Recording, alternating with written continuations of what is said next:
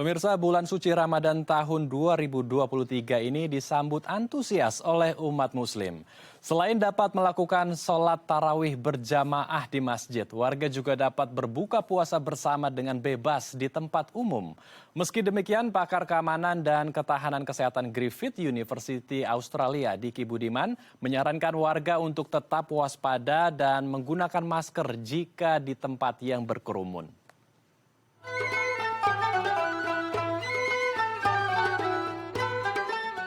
Bulan suci Ramadan 1444 Hijriah tahun 2023 disambut antusias oleh umat muslim di dunia dan juga Indonesia.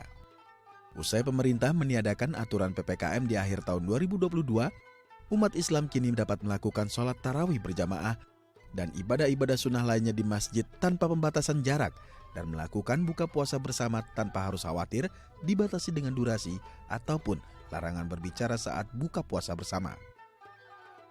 Meski pandemi tengah mereda, epidemiolog Griffith University Diki Budiman menyarankan warga untuk tetap waspada dengan tetap menggunakan masker saat berkerumun dan menerapkan pola hidup bersih dan sehat atau PHBS dalam kehidupan sehari-hari. Hal ini dikarenakan status pandemi COVID-19 belum dicabut oleh Badan Kesehatan Dunia WHO dan adanya ancaman berbagai varian baru COVID-19 ataupun virus mutasi baru dari luar negeri. Ya, untuk membahasnya lebih lanjut, kita telah terhubung langsung dengan Diki Budiman, selaku pakar keamanan dan ketahanan kesehatan Griffith University. Kita langsung sapa narasumber kita. Selamat sore waktu Australia, Kang Diki. Apa kabar, Kang? Alhamdulillah, sehat.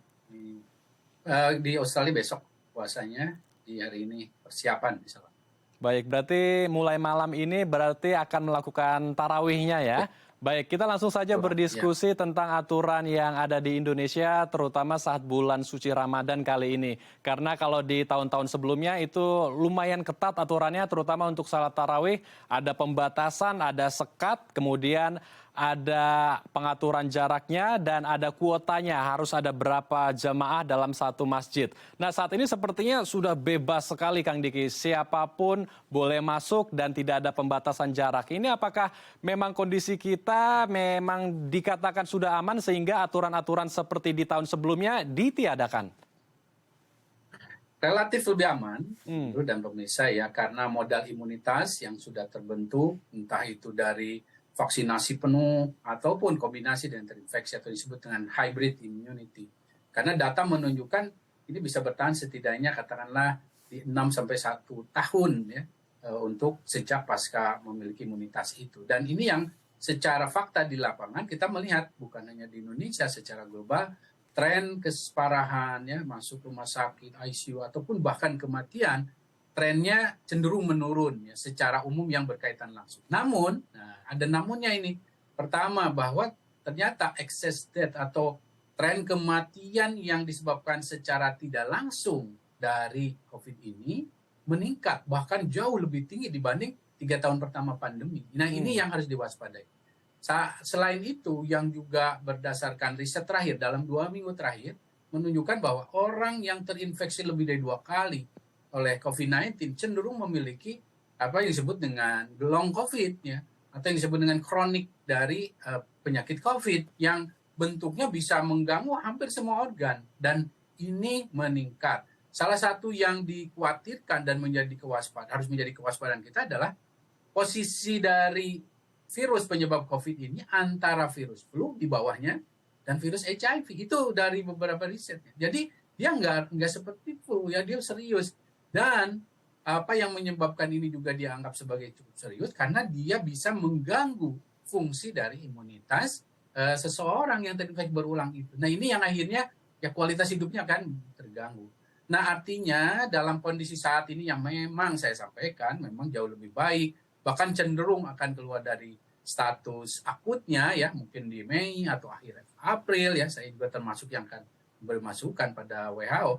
Nah, kita harus tahu ya bahwa salah satu yang harus dibangun adalah literasi wabah ya, apa yang disebut dengan self risk assessment, kemampuan masing-masing diri ini dalam mengukur risiko. Kayak Bapak ini bagus nih pakai masker karena dia bisa mungkin menilai saya ini komorbid, ada di masjid seperti ini, ya udah Meskipun saat ini memang udah nggak perlu seperti yang tadi Bang Andrew sampaikan, harus dibatasi waktunya dan lain sebagainya, karena sudah relatif lebih baik. Tapi ya, yang bersirkulasi di udara saat ini itu nggak cuma COVID yang menyebabkan COVID, ada flu, ada juga bicara campak, bicara yang lain, bahkan TB misalnya.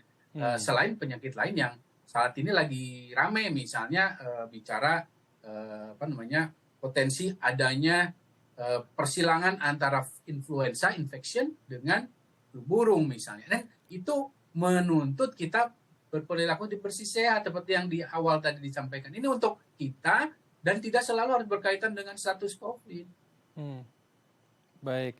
Jadi memang kondisi kita dalam situasi yang lebih baik, lebih aman daripada tahun-tahun sebelumnya. Tetapi itu tadi catatan dari Kang Diki, kita harus punya self-risk assessment ya. Jadi kita bisa mengetahui diri kita sendiri ketika kita sedang tidak enak badan atau ada komorbid, ya sebaiknya tetap menggunakan masker dan menghindari tempat-tempat yang ada kerumunan. Nah, kita bergeser sedikit ke buka puasa bersama ini karena yang paling ditunggu-tunggu oleh umat muslim ya saat bulan suci Ramadan. Kalau di tahun lalu kita tahu ada aturan berbuka puasa, ada durasinya, ada pembatasannya, hanya 1 jam saja dan tidak boleh berbicara juga saat buka puasa bersama. Nah, di tahun ini ditiadakan, sudah tidak ada lagi aturan tersebut. Namun di satu sisi Presiden malah melarang untuk ASN dan pejabat negara. Nah, kalau kita lihat apakah ini ada sesuatu, ada kejanggalan begitu, hanya ASN saja yang tidak boleh, sementara masyarakat umum ya boleh-boleh saja melakukan buka puasa bersama dimanapun yang mereka inginkan. Atau sebetulnya ya tetap seperti tahun lalu ada pembatasan durasi saat berbuka puasa bersama dan ada aturan juga tidak boleh berbicara saat sedang mengonsumsi makanan, Kang Diki.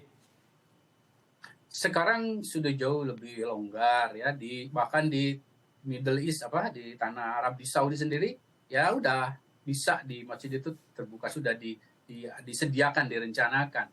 Karena apa? Karena modal imunitas, karena orang banyak sudah divaksin booster, ya. Kemudian juga ya kipas angin di mana disiapkan untuk meningkatkan kualitas ventilasi, sirkulasi udara. Jadi prinsipnya kembali pada bicara COVID atau apapun ya, ini bukan hanya COVID, penyakit yang ditularkan melalui udara adalah kita tingkatkan sirkulasi, ventilasi udara. Nah, selama itu ternyata diajak buka nih, ini bukan ASN, penduduk biasa, mau di tempat yang ternyata padat banget, di ruangan tertutup padat banget.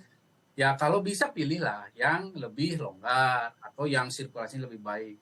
Atau kalaupun terpaksa ya saat makan aja nggak pakai masker gitu. Tapi ya nggak ada durasi batasan sebetulnya sekarang ya. Tapi sekali lagi kita ingat bahwa yang tadi beberapa pendapat ya yang akan membuat risiko itu menjadi bukan hanya di fase sekarang tapi fase kronis.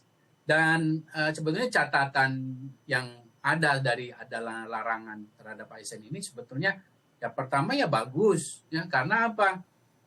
Bukan partinocidin bagus gitu ya, tapi karena dengan ASN, para pimpinan pusat sampai daerah memberi contoh tentang bahwa ini harus berperilaku hidup bersih sehat, melakukan mitigasi, kan bagus. Jadi role model, jadi keteladanan. Sehingga masyarakat yang berbuka bersama seperti ini jadi teringat, petugas, ya pelayan publik ini tetap melakukan mitigasi. Jadi mereka akan secara psikologis akan teringat. Namun di sisi lain tentu tidak bisa dihindari bahwa ini akan menimbulkan pertanyaan ya. Ya itulah sebabnya di ketika awal tahun ya, ketika PPKM mau dicabut, saya ingatkan PPKM itu statusnya berkorelasi erat dengan status PHIC dari COVID-19.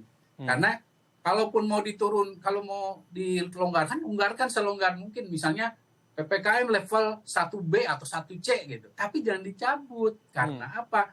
Ketika ada perubahan kebijakan seperti sekarang, jadi pertanyaan, nah kenapa kok dalam tanda kutip kok jadi berubah-ubah? Padahal PPKM udah kan mau nggak mau merasakan akan merujuk pada PPKM. Nah ini ya tentu harus jadi pelajaran ya, bahwa dalam strategi pengendalian satu wabah apalagi besar seperti COVID, aspek konsistensi ya, kepastian atau kejelasan itu harus diupayakan maksimal. Nah ini yang jadi isu dalam konteks ini. Baik, jadi kembali lagi ya, memang kondisi kita ini memang sudah lebih baik dari tahun-tahun sebelumnya dan ketika melakukan buka puasa bersama ya sebaiknya juga di ruangan yang terbuka. Kalau ruangan tertutup harus ada sirkulasi udara yang lebih sehat juga, yang lebih baik. Udara masuk dan keluarnya jangan hanya di ruangan AC saja yang bisa memicu berbagai penularan virus ya. Baik Kang Diki, menarik sekali perbincangan kita. Kita akan lanjutkan namun usai jeda ya Kang Diki. Baik pemirsa, jangan kemana-mana karena kami akan kembali sesaat lagi.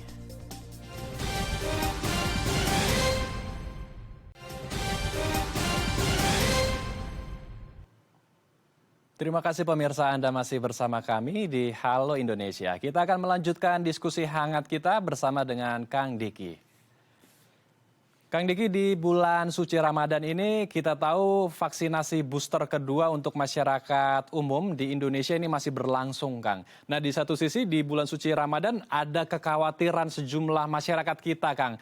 Pertama, ketika masyarakat kita menerima vaksin, mereka khawatir vaksinasi yang masuk ke tubuh itu akan membatalkan puasa. Nah, yang kedua, ketika menerima vaksin ada berbagai macam efek samping sehingga membuat mereka jadi membatalkan puasa. Mungkin menjadi lebih lapar atau menjadi lebih lemas atau ada side effect lainnya seperti mungkin pusing sehingga mereka harus membatalkan puasanya, harus meminum obat atau memakan sebuah makanan. Ya, jadi itu membuat mereka khawatir ketika menerima vaksin. Bagaimana meluruskan statement-statement atau kekhawatiran warga kita ini, Kang?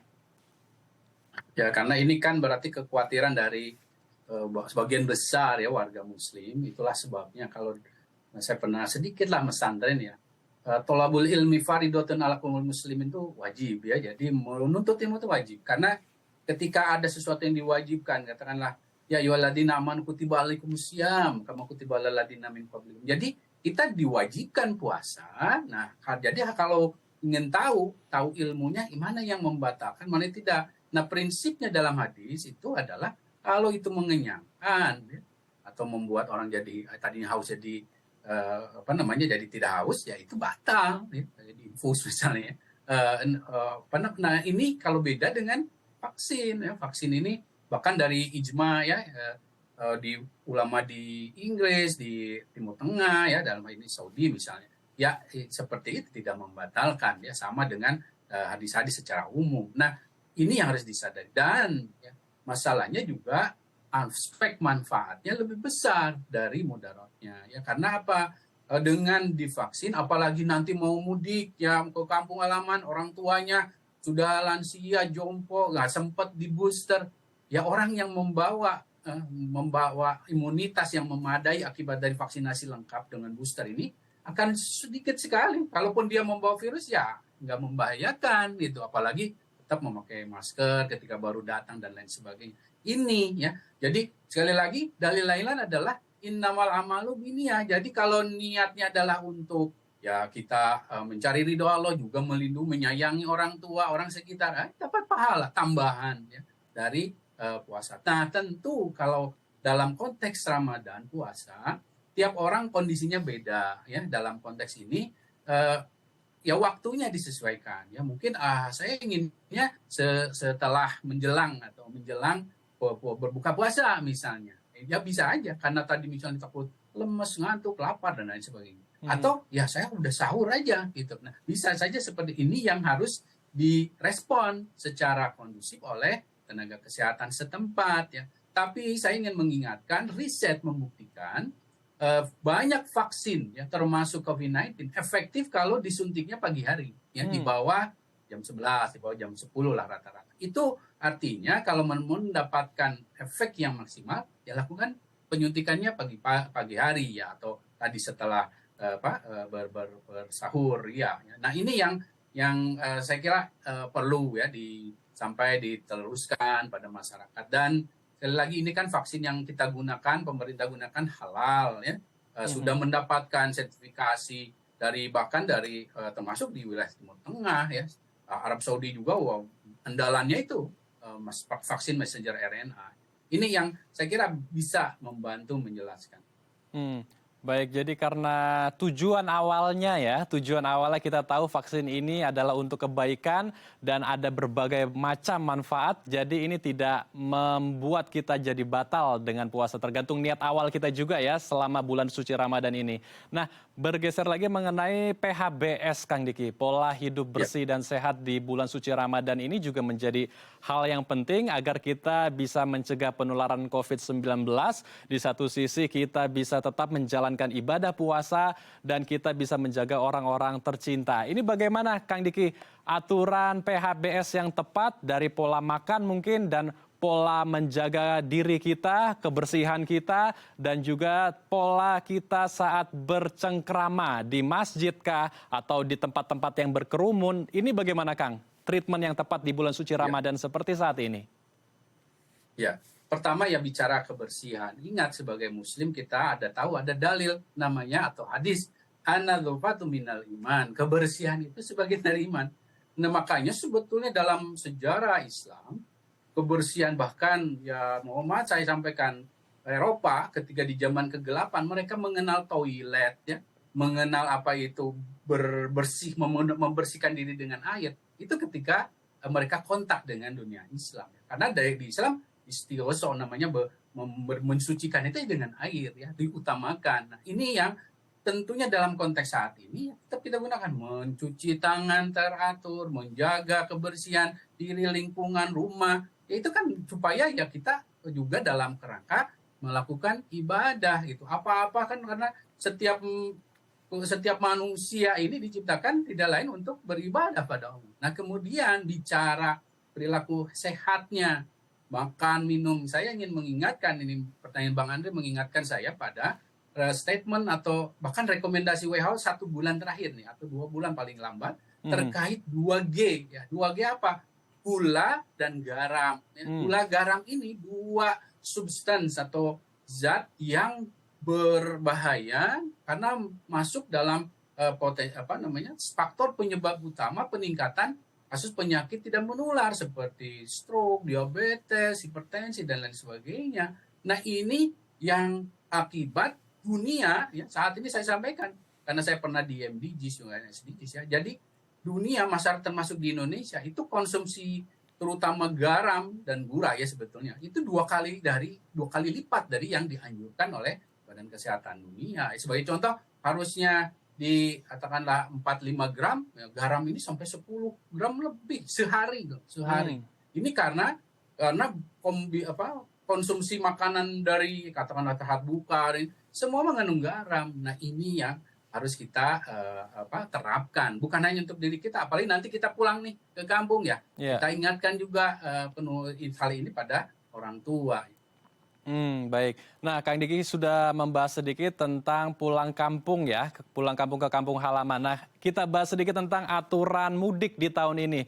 Ini juga sudah sangat bebas sekali, tidak ada aturan yang ketat seperti harus antigen terlebih dulu, kemudian membuat syarat surat yang jelas ini mau kemana, dengan siapa saja, dan lain sebagainya. Kali ini benar-benar bisa bebas, masyarakat juga bisa lebih antusias ya menyambut bulan suci Ramadan dan Idul Fitri di tahun ini. Nah, ini apakah cukup berisiko untuk melonggarkan aturan ini atau kembali lagi kita memang sudah dalam kondisi yang aman sehingga pemerintah betul-betul sudah memastikan bahwa jika warga ingin melakukan mudik ya mudik saja, tidak perlu memakai syarat berbagai macam aturan yang sebelum-sebelumnya di tahun-tahun sebelumnya ini ada, begitu Kang? Ya, ini sekali lagi kita harus apresiasi, syukuri karena yang memberikan pertolongan pada kita kan Allah. La in syakartum la azidannakum inna adzabil lasyadid. Kalau kita nggak bersyukur, ya Allah bisa merubah setiap waktu. Yang namanya pandemi itu Allah sendaki sekejap saja bisa setengah ya. Salah satu yang berpotensi itu kan Marburg virus sekarang atau misalnya Nipah virus. Itu bahkan kalau kombinasi antara influenza tadi dengan flu burung ada bisa 1/4 penduduk ini meninggal. Nah, ini artinya perlu upaya kita, ikhtiar kita. Apalagi kalau bicara pergerakan orang saat mudik, itu hitungannya bukan 1-2 juta, ya bisa puluhan bahkan sampai mendekati ratusan juta. Nah, ini yang tentunya harus dituntut. Kalau mengandalkan pemerintah nggak mungkin. Dituntut setiap kita punya pemahaman yang tadi disampaikan, yaitu kemampuan menilai risiko secara mandiri. Oh, saya udah vaksin booster. Yang saya temui ini orang tua yang sudah booster juga, dia juga bisa menjaga seperti yang tadi di masjid orang tua masih pakai. Ya itu relatif bisa lebih longgar. Tapi ingat, mode transportasi yang digunakan, kalau itu transportasi umum pakai masker, ya. Pakai masker sepanjang perjalanan. Itu menjadi tetap penting, ya. Jangan sampai niatnya, ya, karena saat ini ancaman dari pandemi ini udah lebih ke risiko secara proporsional namanya. Risiko apa? Risiko yang lebih mengarahnya kepada orang rawan secara kondisi tubuh atau pekerjaannya. Dan dalam ini ya di kampung ini kan relatif lebih banyak orang yang rawan dalam konteks usia dan bahkan perilakunya. Nah ini yang saya kira perlu ya dilakukan, dan sekali lagi saat ini kondisinya sudah jauh lebih bisa membuat kita lebih bebas, ya tidak perlu ada tes. Tapi kalau bicara misalnya saya kok ada gejala ini, ya kan sekarang udah relatif murah nih tesnya, ya tes aja, tes rapid antigen gitu. Ketika ternyata positif, ya kita kan bisa cukup sekarang itu 3 hari aja melakukan karantina mandiri, nggak mesti seperti dulu ini. Tapi itu yang membuat kita membatasi kontak dengan kita, kan jadi tahu, oh saya dengan ibu hamil, anak kecil yang belum divaksin, kan banyak yang belum vaksin, misalnya di bawah 3 tahun. Nah ini yang saya harapkan, bukan hanya tentu masyarakat kan sangat luas, ya pemerintah daerah gitu, untuk menyambung diskusi besar kita misalnya masalah himbauan Pak Jokowi, ini harus ditindaklanjuti ya, arahan Pak Jokowi ini dalam bentuk para ASN itu bukan hanya saya nggak buka puasa, ya lakukan tugasnya saat ini untuk melayani publik dengan ya selain menjadi role model, beri masyarakat ini kesempatan untuk membangun literasinya sehingga tahu kapan. Karena ini yang akan jadi modal bukan hanya di pandemi ini, tapi pandemi atau wabah berikut.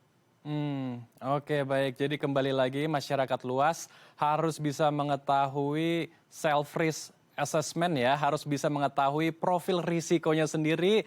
Kemudian juga pemerintah juga harus lebih mendukung lagi warga kita dan bisa terus mengedukasi bahwa pentingnya pola hidup bersih dan sehat dan mengenal risiko sendiri ini juga menjadi hal yang penting, menjadi kunci agar kita bisa mengurangi berbagai macam risiko penularan virus ya yang ada di sekitar kita. Terima kasih Kang Diki telah berbagi waktu dan informasi bersama kami di Halo Indonesia. Salam sehat. Assalamualaikum Kang Diki. Waalaikumsalam. Salam. Pemirsa, di Medan, Sumatera Utara terdapat Museum Sejarah Al-Quran yang mengoleksi ratusan manuskrip kuno Mushaf Al-Quran. Seperti apa museum ini? Informasinya usai jeda di Halo Indonesia.